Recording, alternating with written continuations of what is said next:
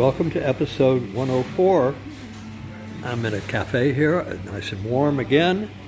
Please like, share, comment, and subscribe.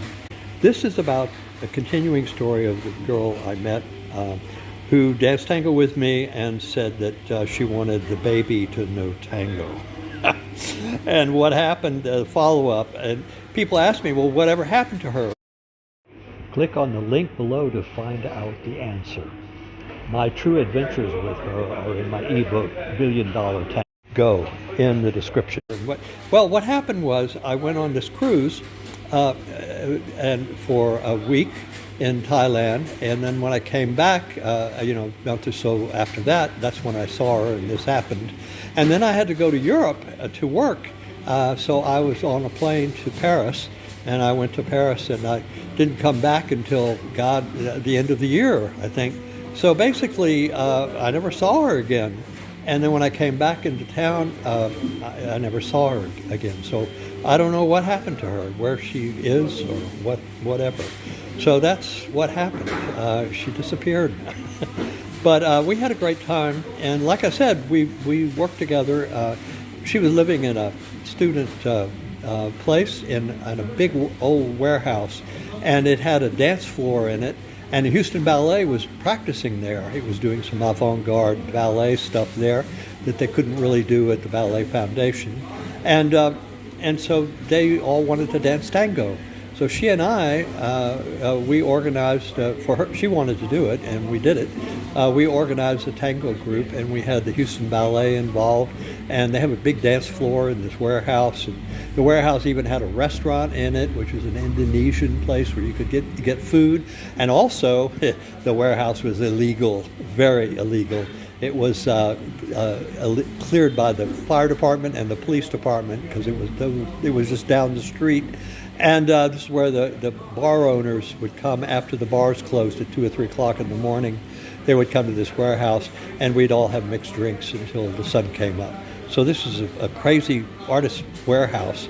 And the guy that ran it bought the warehouse for nothing at a foreclosure, and then turned it into an artist. It was a shoe warehouse, and the old shoes were still along the floor, along the wall, in shoe boxes. So he turned it into an artist place. And his wife was from Europe, and they had a baby, and they lived on the top floor.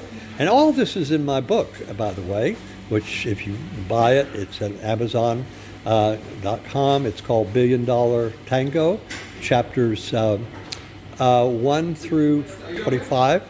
And I held the last 5 chapters, the conclusion of the book, in reserve until I put it on paper.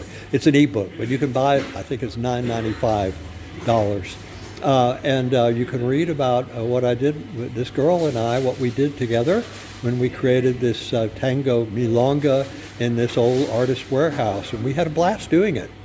And of course, I had my house, but then I would come stay with her in her place for her student, after we did a tango. So I was living with her in the warehouse and also in my house, in my home in River Oaks.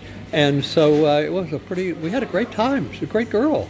But I don't know what happened to her. She just kind of cut her hair and got married and disappeared on me. But it's my fault because I was out of town all the time. So I have to work, and I work on the internet and travel around the world doing it. So that's my story of what happened with her. So I didn't, I've always been curious to know what finally happened with her, but I haven't seen her since, so I have no idea. So that's the story. So this is the end of episode 104. And so that's what I know about this.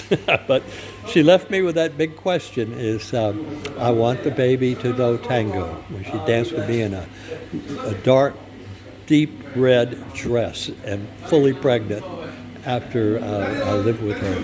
So have no idea on this. But that's the story. So this is the end of episode 104.